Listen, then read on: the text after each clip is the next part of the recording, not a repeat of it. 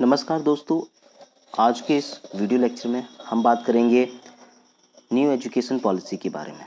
जैसे कि आप देख सकते हैं यहाँ पर कि एग्ज़ाम कोचिंग हमारा यूट्यूब चैनल है और इस चैनल के ज़रिए आप हर दिन कुछ नया सीख सकते हैं। चलिए तो सबसे पहले हम स्टार्ट करते हैं कि जो न्यू एजुकेशन पॉलिसी है, जो गवर्नमेंट ऑफ इंडिया ने अप्लाई की है उसके बारे में। तो मैंने यहाँ पे कुछ है ना PDF में पहले से ही ऑलरेडी है ना ट्रांसफॉर्म करके रखा हुआ है ताकि मैं आपको ईजिली तरीके से समझा सकूं और आप अंडरस्टैंड भी कर पाएँ। ये पूरा का पूरा PDF भी आपको मिल जाएगा। आप कमेंट सेक्शन में PDF के लिए आप मुझे बोल सकते हैं, मैं आपको PDF प्रोवाइड करा दूंगा। देखिए, जैसे कि मैंने यहाँ पे बताया कि इंट्रोडक्शन विथ स्पेसिफिकेशन, यानी कि मैं इंट्रोडक्शन कराऊंगा आपका स्पेसिफिकेशंस के साथ में। जो भी चीज़ें हैं वो सारी चीज़ें इस वीडियो के अंदर आपको क्लियर होंगी कि जो नई एजुकेशन पॉलिसी है वो किस तरीके से काम करने वाली है और एजुकेशन में क्या क्या बदलाव आएंगे। चलिए, तो सबसे पहले यहाँ पे हम देखते हैं कि न्यू एजुकेशन पॉलिसी यानी कि NEP जो नाम रखा गया, ये ट्रांसफॉर्म हो गई है ministry of human resource development से। Ministry of human resource development MHRD, जो कि गवर्नमेंट ऑफ इंडिया की पुरानी संस्था थी, उसका नाम बदल करके अब मिनिस्ट्री ऑफ एजुकेशन रख दिया गया है। एंड सेकेंड थिंग चलते हैं कि यहाँ पर कुछ है ना प्रोस्पेक्ट रखे गए हैं। जैसे कि नंबर फर्स्ट पे मैं बता रहा हूँ यहाँ पे कि जो फर्स्ट एजुकेशन जो बिल्ड की गई थी वो थी 1968 में। उसके बाद कुछ छोटे मोटे बदलाव आए जो कि 1986 में रहा एंड उसके बाद 1992 में। देन उसके बाद कोई भी बदलाव नहीं आया अभी तक। लेकिन अभी हाल ही में 2020 में इसके अंदर एक प्रपोजल आया जो कि आत्मनिर्भर भारत के लिए मान्य होगा। अब देखते हैं, हम बात करते हैं कि मिनिस्ट्री ऑफ एजुकेशन पॉलिसी ने किस तरीके से इस एजुकेशन में बदलाव किया है।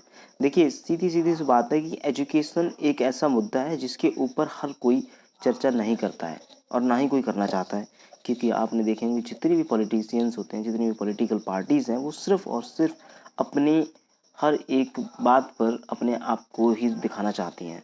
तो मैं इस वीडियो के अंदर पॉलिटिशियन के बारे में बात नहीं करूँगा, मैं सिर्फ ये बात करूँगा कि एजुकेशन भी पॉलिटिक्स का एक हिस्सा होना चाहिए और एजुकेशन में भी बदलाव होते रहने चाहिए, क्योंकि ये हमारे लिए, हमारे देश के लिए बहुत ही ज़्यादा इम्पोर्टेंट पार्ट है। तो अब जो 2020 में नई एजुकेशन पॉलिसी जो लॉन्च की, मतलब अभी लॉन्च नहीं हुई है, ये लॉन्च हो जाएगी 2021 या 2022 तक। लेकिन इस पॉलिसी के बारे में बताने का प्रयास करूंगा मैं आपको कि किस तरीके से ये एक प्रपोजल रखा है गवर्नमेंट के सामने। मिनिस्ट्री ऑफ एजुकेशन ने गवर्नमेंट के सामने ये एक छोटा सा प्रपोजल रखा है। तो जैसे आप देख सकते हैं कि this is new education policy build a new education system. तो यहाँ पे मैं डिस्क्रिप्शन में बता रखा है मैंने आपको कि पुराना जो सिस्टम था वो क्या करता था कि उस पुराने एजुकेशन सिस्टम में एक बच्चे की एज 6 साल की होती थी। वो 6 साल के बाद पढ़ना स्टार्ट करता था। नोट कीजिएगा, 6 साल के बाद पढ़ना स्टार्ट करता था। जब वो 6 साल के बाद पढ़ना स्टार्ट करता था तो 10 मतलब 1 से लेकर के उसे 12 क्लास तक, यानी कि 12 साल का पूरा टाइम लगता था। 12 में 6 प्लस करेंगे तो इक्वल हो जाएगा 18 ईयर्स, 18 साल। लेकिन नई एजुकेशन पॉलिसी में क्या कर दिया है कि स्टार्टिंग एज, जो बच्चे की स्टार्टिंग एज होगी वो 3 साल का होते ही कॉलेज, मतलब उसको स्कूल में एडमिशन मिल जाएगा। बल्कि पुराने सिस्टम में ये था कि 6 साल से पहले उसको एडमिशन नहीं दिया जाता था। अब इस एजुकेशन सिस्टम को इम्प्रूव करने के लिए भी एक नया रीज़न है। वो रीज़न ये है कि ज़्यादातर बच्चे स्कूल जाने से डरते हैं और ना जाने और भी साल पहले हम अगर बैक में जाएं तो जानेंगे कि कितने सारे बच्चे स्कूल नहीं जाते थे, क्योंकि उन्हें स्कूल जाने से इतना डर लगता था जितना उन्हें मार खाने से नहीं लगता था। तो अब नए एजुकेशन सिस्टम को इम्प्रूवमेंट किया जा रहा है और इस इम्प्रूवमेंट के बेस पे ही हमारे देश में ग्रोथ आ सकती है। तो आप लोग मुझे प्लीज़ कमेंट करके ज़रूर बताएं कि ये एजुकेशन पॉलिसी आपको कैसी लगी। देखिए, स्टार्टिंग एज मैंने बताया आपको, नई एजुकेशन पॉलिसी के अंदर क्या होगा कि एक बच्चे की 3 साल की आयु में ही वो प्रवेश कर लेगा। अब यहाँ पे एक रेशियो रखा गया 5+3+4, 5+3+3+4 का, ठीक है। तो इसके बारे में मैं बात करने वाला हूँ। स्ट्रीम क्या है, 10+2 क्या है, स्टार्टिंग एज क्या है, दोनों के बीच के डिफरेंसेस को, ठीक है। According to old education policy में मैंने आपको बताया कि according to old education policy क्या है कि स्टार्टिंग एज जो थी वो 6 साल की थी बच्चे की। अब टोटल ऑफ एजुकेशन ईयर लगते थे उसको 12 साल, यानी कि 1 से लेकर के 12 तक करता था वो एजुकेशन को कंप्लीट 12वीं तक। तो 12 साल और प्लस 6 साल, तो उसके उस तरीके से होते थे 6 साल, जो कि हम सभी लोगों ने किया। आपने भी शायद किया होगा, मैंने भी किया है, आपने भी किया होगा। तो 18 साल में बच्चा सिर्फ 12वीं कर पाता है, बल्कि जबकि अदर कंट्रीज़ में 18 साल की एज में अच्छे अच्छे बिजनेसमैन बन जाते हैं लोग, और हमारे देश में 18 साल में बच्चा 12th भी क्लियर नहीं कर पाता है। ठीक है, अब हम चलते हैं नेक्स्ट पे। तो जो नेक्स्ट मैं बता रहा हूँ कि according to new education policy के बारे में, देखिए फाउंडेशन ऑफ एजुकेशन क्या होगा। फाउंडेशन ऑफ एजुकेशन एक नींव है, एजुकेशन की नींव रखी जाएगी जो 5 साल का दायरा होगा। सरकार कहती है कि फाउंडेशन ऑफ एजुकेशन हम लेके आएंगे, जो नींव होगी बच्चे के विकास के लिए वो 5 साल से स्टार्ट करेंगे। इसमें एडमिशन एज होगी 3 साल की, प्रिपरेटरी एग्ज़ाम्स होंगे, जो प्रिपरेटरी एग्ज़ाम्स चलेंगे वो 3 साल चलेंगे, एंड सेकेंडरी स्टेज होगी 4 साल की। मैं ये आगे सारी चीज़ें एक्सप्लेन करने वाला हूँ आप लोगों के साथ में। फाउंडेशन स्टेज जो है वो 5 साल की है। इसमें मैंने आपको पहले बताया कि 5 साल में बच्चा क्या करेगा, 3 साल की एज से ही पढ़ना स्टार्ट कर देगा। जो बच्चा होगा वो 3 साल की आयु से ही दाखिला ले सकता है, और उसको दाखिला मिलेगा प्ले स्कूल में, जो कि अध्यापक उसको पढ़ाएंगे लेकिन खेल खेल के, जिससे कि बच्चे का लगाव खेल में ज़्यादा बढ़ेगा और वो घर पर रुकने की बजाय स्कूल में ज़्यादा जाना पसंद करेगा।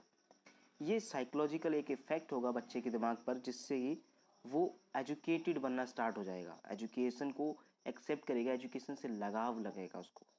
ठीक है, फिर इसमें बताया कि child education year without exam, मतलब 2 साल तक, यानी फर्स्ट और सेकेंड ईयर क्या करेगा, first year second year.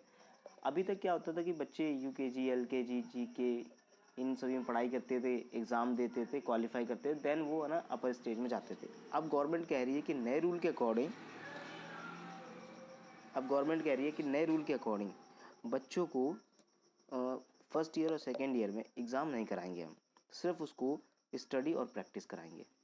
Study और प्रैक्टिस के बेस पे वो क्या होगा कि आगे बढ़ने का प्रयास करेगा, क्योंकि उसको एग्ज़ाम नहीं देना है, तो एग्ज़ाम नहीं देने की वजह से वो और भी ज़्यादा मन लगा के पढ़ सकता है। एक बर्डन उसके दिमाग से ख़त्म हो चुका है। ठीक है, क्योंकि उस एज में बच्चे को एग्ज़ाम देने के लायक भी नहीं हो पाता है, तो उस एज के लिए ही गवर्नमेंट ने सही पॉलिसी रखी है अकॉर्डिंग टू मी।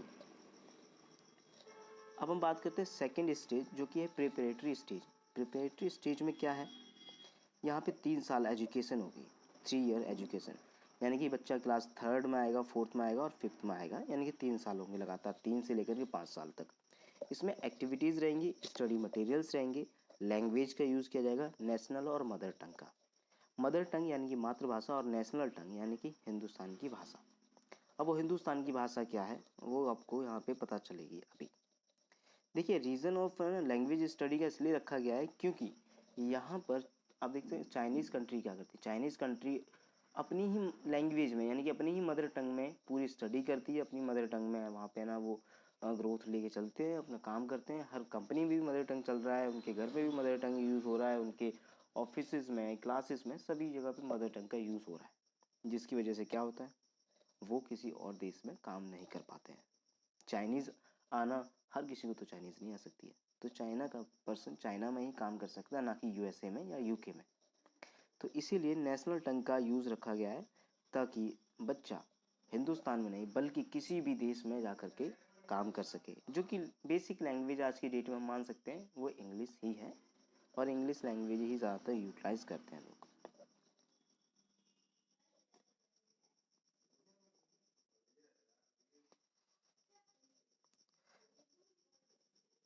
अब इसी स्टेज में क्या होगा, जो प्रिपरेटरी स्टेज है, इसी स्टेज में आपकी एग्ज़ाम्स भी स्टार्ट होंगे, यानी कि third year, fourth year, fifth year, जो मैं अभी दिखा रहा था आपको।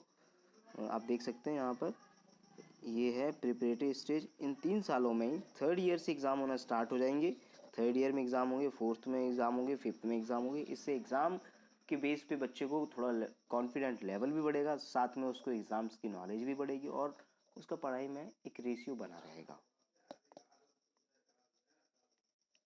अब हम चलते हैं कि नेक्स्ट लेवल पे, जो हमारा middle stage of education. Middle stage education भी 3 ईयर का रखा गया है इसमें। Education performed in Indian languages.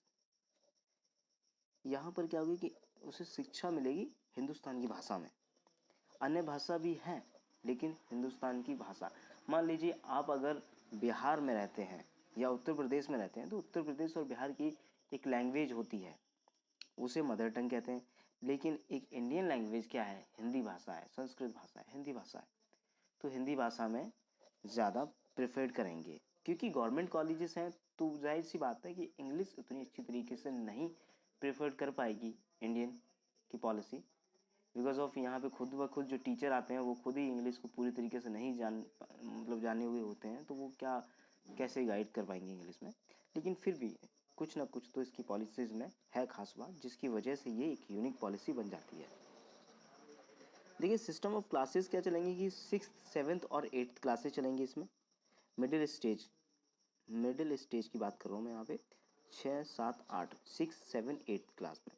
अब यहाँ पे क्या कुछ एडिशनल चीज़ों के बारे में बात करूँगा, ना कि उन घिसे पिटे सब्जेक्ट्स के बारे में। मैं आप लोगों को सिर्फ न्यू एजुकेशन पॉलिसी की डिटेल्स को बता रहा हूँ। तो बाकी का आप लोगों को पता ही होगा कि पुरानी एजुकेशन पॉलिसी किस तरीके से काम करती है और किस तरीके से काम नहीं करती है।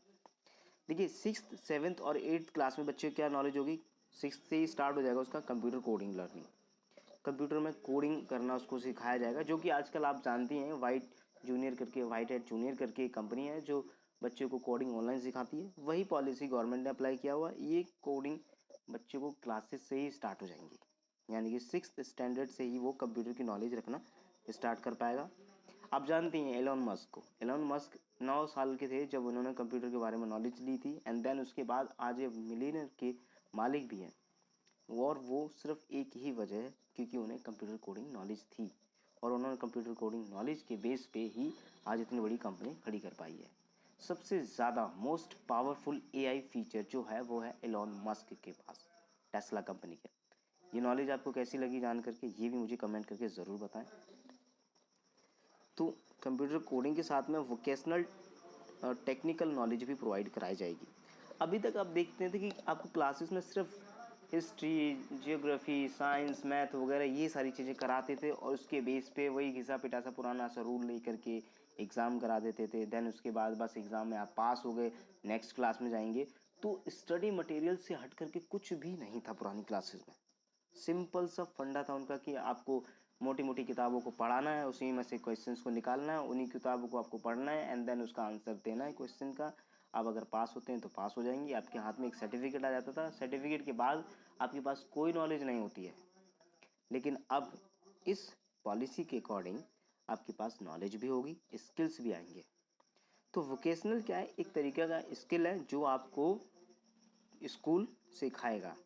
मान लीजिए आपके बच्चे में या आपके बच्चे में कोई इंटरेस्ट है सिलाई करने का, माली का, या ढोलक बजाने का, म्यूजिशियन बनने का, या डांस करने का, कुछ भी, कोई भी नृत्य कला है आपके अंदर या आपके बच्चे के अंदर, तो वो चीज़ यहाँ पर वोकेशनल टेक्निकल नॉलेज के ज़रिए उसकी इन्हेंस की जाएगी। एंड मैथ, साइंस, आर्ट्स ये सब्जेक्ट भी कंपलसरी रखे जाएंगे इसमें। तो ये एक ऑप्शन मुझे काफ़ी बेहतरीन लगा कि स्किल्स को और ज़्यादा इन्हेंस करने वाला। मान लीजिए कि स्टार्टिंग में जब मैं 6th स्टैंडर्ड में था तो मुझे ढोलक बजाने का काफ़ी शौक था, तबला बजाने का। लेकिन वो स्किल मैंने कभी है ना घर वालों को शेयर नहीं कर पाया, क्योंकि उस एज में हम इतने ज़्यादा वेल परफॉर्म्ड नहीं होते हैं कि हम अपनी बात को रख पाएँ, या हम डिसीज़न मेकर नहीं होते हैं कि हम डिसीज़न ले करके कुछ कह पाएँ। लेकिन अगर यही चीज़ वो टीचर्स को मेरे अंदर का हुनर देख करके उन्हें पुश करने का वो पुश करते, तो शायद मैं कुछ और अच्छा कर सकता था। तो इस स्किल्स के ज़रिए, यानी कि इस वोकेशनल टेक्निकल नॉलेज के ज़रिए, वो बच्चों के अंदर बहुत अच्छा हुनर पैदा करेंगे, और ये हमारे देश के विकास के लिए बहुत ही ज़्यादा कॉन्फिडेंट भरा होगा। तो अब चलते हैं हम आगे चलते हैं। फोर्थ ऑप्शन है सेकेंडरी स्टेज ऑफ एजुकेशन। ये 4 साल का होगा। ये 4 साल का होगा। मैंने आपको स्टार्टिंग बताया था 5+3+3+4 का रेशियो। ये क्या चीज़ है? वही चीज़ के बारे में बता रहा हूँ। ये लास्ट का 4 ईयर है, यानी कि secondary stage of education. Secondary stage में क्या होगा कि क्लास 9 से लेकर के 12th तक बच्चे पढ़ेंगे सेकेंडरी स्टेज में। 9th से ही उनके एडवांटेज फॉरेन लैंग्वेज लर्निंग के बढ़ जाएंगे, मल्टीपल सब्जेक्ट चूज़ करने का ऑप्शन मिलेगा, क्रिटिकल थिंकिंग उनकी इन्हेंस होगी। मान लीजिए किसी सिचुएशंस में फंस जाते हैं बच्चे, तो वो सिचुएशंस को, मेरे टाइम में मुझे याद है कि जब मैं 9th स्टैंडर्ड में था तो कुछ ऐसे बच्चे होते थे 9th स्टैंडर्ड में ही जो कुछ ऐसी मुसीबतों में फंस जाते थे, तो वो निकलना उन्हें ऐसा लगता था जैसे कि कांटों के अंदर से कुछ निकालना बराबर हो गया है, तो वो अपने सर को पकड़ के बैठ जाते थे। लेकिन अब क्या होगा, इस एजुकेशन पॉलिसी के ज़रिए जब बच्चा 9th में पढ़ रहा होगा तो उसको क्रिटिकल थिंकिंग में टीचर प्रॉब्लम सॉल्विंग मेथड भी बताएंगे, एंड इसके ज़रिए इंसान के दिमाग का विकास और भी ज़्यादा तेज़ी से होगा। अच्छा, इसमें जो स्ट्रीम है, मैंने स्ट्रीम को वेरियर कर रखा है, वो इसलिए कर रखा है क्योंकि इसमें स्ट्रीम हटा दी जाएगी। न्यू एजुकेशन पॉलिसी के अकॉर्डिंग स्ट्रीम को हटा दिया जाएगा, मतलब आप कुछ भी चूज़ करें, कोई मतलब नहीं कि आप किस स्ट्रीम में जाएंगे, क्योंकि यहाँ पर स्ट्रीम रद्द कर दी जाएगी। मैं इसको आगे बताने वाला हूँ आपको। देखिए, सेमेस्टर वाइज एग्ज़ाम्स की फैसिलिटी भी प्रोवाइड कराई जाएगी, जो कि सिक्स मंथ्स के होंगे। अभी आप है ना पूरे साल पढ़ाई करते थे, बच्चा पूरे साल पढ़ाई करके देन उसके बाद वो एग्ज़ाम देने जाता था, और एग्ज़ाम में देने जाते थे तो शायद है अभी कोई बच्चा पूरे साल कंटिन्यूसली काम मतलब पढ़ाई कर पाया होगा। कुछ बच्चे ऐसे भी होते थे जो छोड़ देते थे, कहते कि लास्ट के 3 महीने में हम है ना रिकवरी करना स्टार्ट कर देंगे पढ़ाई की, एंड देन उसके बाद एग्ज़ाम दे देंगे, क्योंकि हमें 3 या 4 महीने से ज़्यादा याद रहता नहीं है, तो पढ़ाई करने का कोई फ़ायदा नहीं है। तो अब यहाँ पे क्या कर दिया गवर्नमेंट ने, इस पॉलिसी को ला करके ये कर दिया है कि बच्चे का सेमेस्टर वाइज क्लासेस चलेंगी और सेमेस्टर वाइज ही उनकी एग्ज़ाम्स को कंडक्ट कराया जाएगा। तो ये 6 महीने का कंडक्शन होगा, यानी कि फर्स्ट सेमेस्टर सेकेंड सेमेस्टर। वैसे देखा जाए तो ये काफ़ी अच्छा बेहतरीन उपाय है जो सरकार के द्वारा सुझाया गया है, क्योंकि अब 6 महीने बच्चा क्या करेगा, मन लगा के पढ़ाई करेगा स्टार्टिंग से ही। अब 6 महीने का जो सेमेस्टर होगा, यानी कि सेमेस्टर को 1/3 मतलब हाफ कर दिया जाएगा, हाफ सेमेस्टर हो जाएगा, यानी कि 6 months plus 6 month is equal to 1 year. यानी कि पूरा उसको नहीं पढ़ना है एक बार में, थोड़ा थोड़ा पढ़ना है, थोड़ा थोड़ा एग्ज़ाम देना है, थोड़ा थोड़ा पढ़ना है, थोड़ा थोड़ा एग्ज़ाम देना है, तो उससे उसके माइंड की पावर भी ज़्यादा इन्हेंस होगी। ये फैसिलिटी मुझे काफ़ी अच्छी लगी। अब हम बात करते हैं कि ग्रेजुएशन के बारे में। देखिए, ग्रेजुएशन और पोस्ट ग्रेजुएशन का सिस्टम जो है, इसमें थोड़े से चेंजेस आए हैं, ज़्यादा नहीं है, माइनर से चेंजेस हैं। मैंने यहाँ पे आपको बताया ऊपर मैंने स्ट्रीम्स को वेरियर कर रखा, क्योंकि स्ट्रीम हटा दी गई। स्ट्रीम क्या थी, स्ट्रीम आप देख सकते हैं यहाँ पे, स्ट्रीम जैसे कि BA BSc BCom, ये क्या चीज़ है, एक स्ट्रीम है। अगर हमने आर्ट्स ले लिया है तो हम BA कहलाते हैं, अगर हमने साइंस ले लिया है, बायो ले ली है, तो हम BSc कहलाते हैं, अगर हमने कॉमर्स ले लिया है तो हम BCom कहलाते हैं। लेकिन अब क्या कर दिया जाएगा ग्रेजुएशन में, ये ग्रेजुएशन 4 साल की हो जाएगी, और ये 4 साल की ग्रेजुएशन के साथ में री एंट्री का ऑप्शन भी ऑप्ट कर दिया गया है। री एंट्री का मतलब कि बाई चांस मान लीजिए आपने 1 साल ग्रेजुएशन की, सेकेंड ईयर में आप नहीं कर पाए थे। पहले की एजुकेशन पॉलिसी के अकॉर्डिंग क्या होता था कि अगर आपने 1 साल ग्रेजुएशन की है, सेकेंड ईयर नहीं कर पाए या थर्ड ईयर नहीं कर पाए, कंप्लीट नहीं कर पाए किसी वजह से, तो वो 1 साल की ग्रेजुएशन का कोई भी मूल नहीं था। समझ पा रहे हैं, 1 साल की ग्रेजुएशन का कोई भी मूल नहीं था। अगर आप उसके बेस पे कहीं जॉब लेने जाते हैं तो वो देखेंगे 1 ईयर का सर्टिफिकेट, 1 ईयर नॉट वैलिड, और वहीं पे पेपर फाड़ के बोलेंगे जाइए आप। तो 1 साल की कोई वैल्यू नहीं है। लेकिन अब जो नई एजुकेशन पॉलिसी आ रही है, इस ग्रेजुएशन में आपको 1 ईयर का भी सर्टिफिकेट मिलेगा। मान लीजिए आपने 1 साल किया, आपके पास पैसा नहीं है, आप किसी प्रॉब्लम्स में हैं, या आप आगे पढ़ना नहीं चाह रहे हैं, आप बस यहीं तक ख़त्म करना चाहते हैं, तो आप सर्टिफिकेट ले सकते हैं। यानी कि 1 ईयर ग्रेजुएशन का सर्टिफिकेट मिलेगा, जो कि नाम होगा ग्रेजुएशन सर्टिफिकेट के नाम से, और उसके बेस पे आप कहीं पर भी जॉब कर सकते हैं, यानी कि लीगली सर्टिफाइड होगा कि आप ग्रेजुएशन के फर्स्ट ईयर से सर्टिफाइड हैं। ठीक है, यहाँ पर आप ऐसा नहीं है कि आपने ठीक है सर्टिफिकेट मिल गया तो बस ख़त्म कर दी, पढ़ाई नहीं करनी है। लेकिन हाँ ये है कि यहाँ पे आपको 1 साल का भी सर्टिफिकेट मिलेगा, 2 साल करेंगे तो उसका भी डिप्लोमा मिलेगा, 3 साल करेंगे तो उसकी डिग्री मिलेगी। अच्छा, यहाँ पे 3 साल करने के बाद जो आपको डिग्री मिलती है उसमें क्या है कि आप कोई भी कंपटीशन जैसे कि यूपीएससी है या फिर एमटीएस आ जाता है, एसएससी की कोचिंग्स आ जाती हैं, एसएससी की तैयारियां करना चाहते हैं, आप गवर्नमेंट फील्ड में जाना चाहते हैं, तो आप 3 साल की ग्रेजुएशन कर लेते हैं यानी कि डिग्री ले लेते हैं, तो आप मतलब एक एलिजिबल हो जाएंगे, एलिजिबल क्राइटेरिया के अंडर में आ जाएंगे कि आप ग्रेजुएट हैं।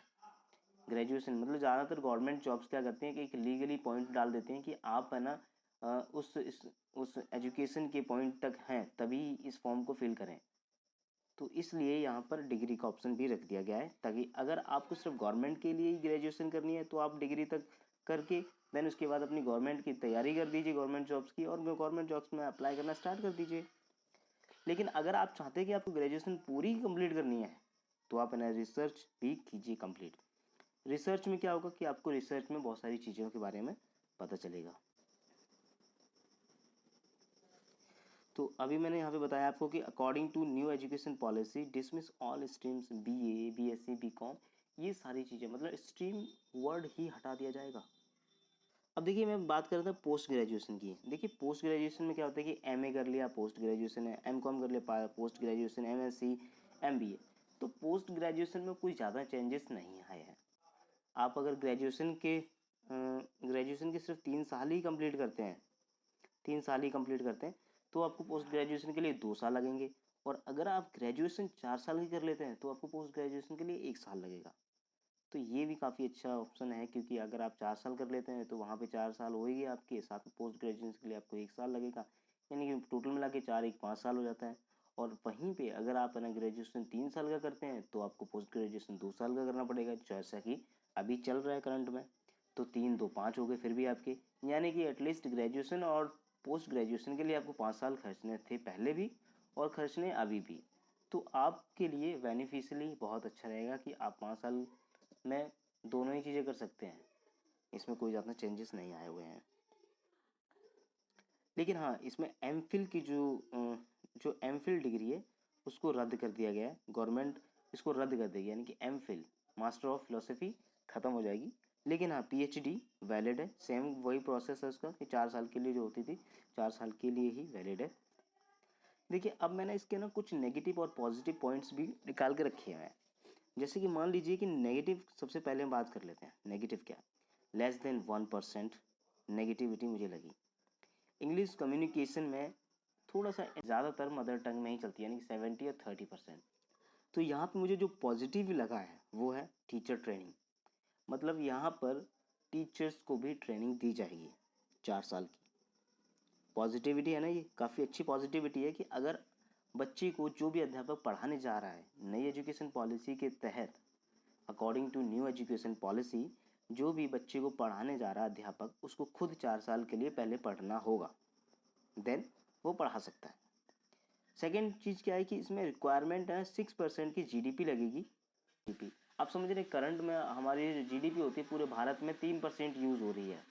तो पूरे भारत में जो 3% जीडीपी यूज़ हो रही है वहाँ पे 6% यानी कि डबल का इन्वेस्टमेंट लगेगा। मतलब जो पूरा भारत देश चल रहा है ना 3% जीडीपी पे, इस एजुकेशन पॉलिसी को लॉन्च करने के लिए गवर्नमेंट को 6% का जीडीपी लगेगा। ये मुझे नेगेटिव लगा थोड़ा सा, जो कि इस चीज़ को नेगेटिव करता है, लेकिन मैं फिर भी इसको पॉजिटिव ही रखूँगा क्योंकि ये फाइनेंशियली इशूज़ है और मैं समझता हूँ कि गवर्नमेंट इसको अच्छी तरीके से हैंडल कर सकती है।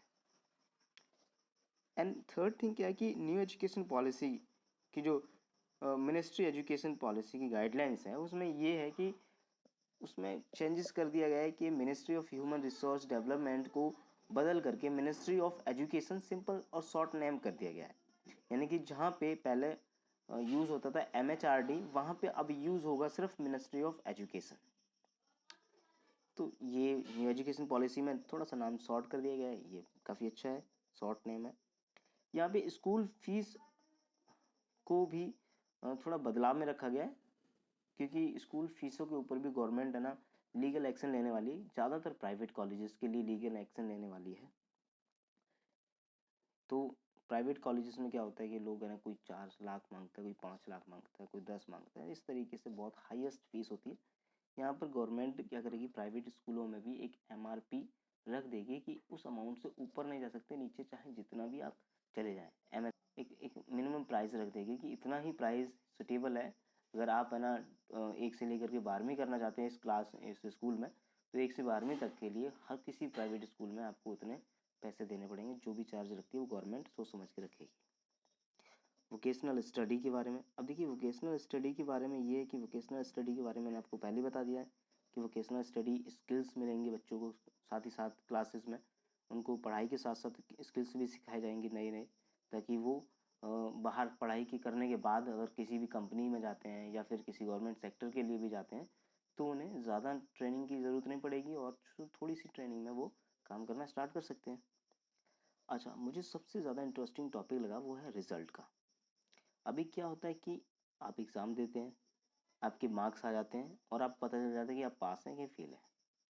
लेकिन यहाँ पे क्या होगा, यहाँ पे रिजल्ट आपके क्वेश्चन पेपर के बेस पे नहीं बनेगा। यहाँ पर रिजल्ट बनेगा आपके मार्क्स के बेस पे भी, आपके सेल्फ असिस्टेंट के बेस पे भी, आपके फ्रेंड असिस्टेंट्स के बेस पे एंड टीचर के भी बेस पे बनेगा। मान लीजिए आपने पेपर में तो सारे सवालों के सही जवाब दिए, लेकिन आपका सेल्फ असेसमेंट गड़बड़ है, तो उसकी परसेंटेज भी आपके साथ में जुड़ेंगे। आप पढ़ने में तेज हैं लेकिन लड़ाकू टाइप के हैं, हर किसी से झगड़ा करते रहते हैं, आपके कोई दोस्त नहीं है, तो उसके भी आपको मार्क्स मिलेंगे। अगर आप टीचर्स से ज़्यादा गलत तरीके से पेश आते हैं या टीचर की बात को फॉलो नहीं करते हैं या अपनी ही नॉलेज को आप है ना एबव रखते हैं, तो उसके भी आपको परसेंटेज मिलेंगे, जो हो सकता है नेगेटिव जोन में डाल दें आपको, हो सकता है पॉजिटिव जोन में भी डाल दें।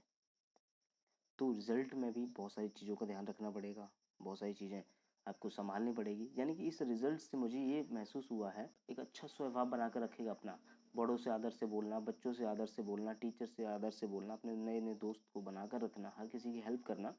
तो ये क्या होगा कि बच्चे के अंदर एक अलग तरीके का कॉन्फिडेंट लेवल ही नहीं बल्कि उसके एक अंदर अलग तरीके का इंसान भी बना के रखेगा, जिससे क्या होगा, समाज में एकता, विश्वास और हमारे पुराण संस्कार दोबारा से उभर के चलेंगे। तो ये मुझे काफ़ी अच्छा लगा। यूनिवर्सिटी की बात करते हैं तो last thing is foreign university. Foreign university की अगर मैं बात करूँ तो ये है इस पॉलिसी में, अब विदेशी कॉलेज भी हमारे हिंदुस्तान में स्टेबल हो सकते हैं। हालांकि ये जो है ऑप्शन, ये ऑप्शन डॉक्टर मनमोहन सिंह जी ने भी प्रस्ताव में रखा था, लेकिन उस समय बीजेपी विरोध में थी क्योंकि वो अपोजिट पार्टी थी, तो उसने विरोध किया और इस ऑप्शन को ऑप्ट नहीं होने दिया। और उस समय मनमोहन सिंह जी ने इसमें कुछ थोड़े से चेंजेस रखे थे कि अगर कोई भी फॉरेन कंट्री अपने कॉलेज को स्टेबल करती है तो उसको एक सिक्योरिटी अमाउंट डिपॉजिट करना पड़ेगा, जो कि 50 लाख या 50 करोड़ रुपए समथिंग था। तो उस समय है ना बीजेपी विरोध में भी थी। मैं पॉलिटिकल इश्यूज़ की बात नहीं कर रहा हूँ, मैं पॉलिटिकल की बात नहीं कर रहा हूँ, बट ये जो रियलिटी है वो मैं आपको बता रहा हूँ इस वीडियो के अंदर, दैट्स इनफ। लेकिन हो सकता है कि उस समय कुछ कमियाँ रही हों और इस बार जो जिस तरीके से गवर्नमेंट कर रही है वो अच्छा हो सकता है। तो अब फॉरेन यूनिवर्सिटियाँ भी हमारे देश में स्टेबल होंगी आकर के, उससे ये होगा फ़ायदा कि हमारी एजुकेशन सिस्टम में कुछ चेंजेस आएंगे, जो चेंजेस हमें लाने चाहिए उसका पता चलेगा। गवर्नमेंट कॉलेजेस को और ज़्यादा इम्प्रूवमेंट करने का फ़ायदा मिलेगा अदर फॉरेन कंट्रियों के कॉलेजेस से, स्कूल से। तो ये काफ़ी अच्छा मुझे ऑप्शन लगा। चलिए ठीक है, तो अभी बात कर लेते हैं कि ये इतना ही था। मैंने आपको डिस्कशन करके बताया कि न्यू एजुकेशन पॉलिसी किस तरीके से थी और किस तरीके से ट्रांसफॉर्म हुई है, किस तरीके से गवर्नमेंट अपना प्रस्ताव रख रही है। मिनिस्ट्री ऑफ एजुकेशन अपने गवर्नमेंट के सामने अपना प्रस्ताव रख रही है कि मुझे इस तरीके से न्यू एजुकेशन पॉलिसी को लॉन्च करने दीजिए। एंड तो ये था न्यू एजुकेशन पॉलिसी के बारे में। आप लोगों को कैसा लगा वीडियो को सुन करके, जान करके न्यू एजुकेशन पॉलिसी के बारे में, प्लीज़ मुझे ज़रूर बताएं कमेंट करके। और साथ ही मेरे चैनल को सब्सक्राइब करना ना भूलें, लाइक एंड शेयर ज़रूर कीजिएगा क्योंकि मैं समझता हूँ कि आप लोग सपोर्ट ज़रूर करेंगे। एंड मेरा फेसबुक अकाउंट यहाँ पे लिंक मैंने प्रोवाइड करा रखे हैं, आप डायरेक्टली क्लिक करके भी जा सकते हैं। And That's it.